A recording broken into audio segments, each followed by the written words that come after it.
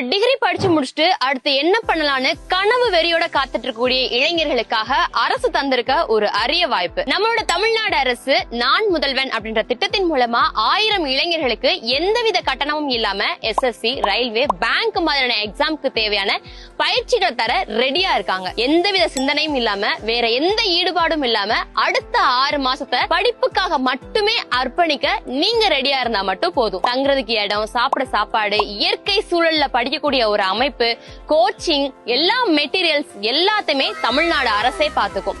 இந்த பயிற்சியிலையும் நீங்களும் சேர்ந்து ஒரு அரசு வேலையை உங்களோட லட்சியமா மாத்தி உங்களோட கனவை வெல்லணும்னு நினைச்சீங்கன்னா விண்ணப்பிக்கிறதுக்கு கடைசி நாள் ஜூன் 23.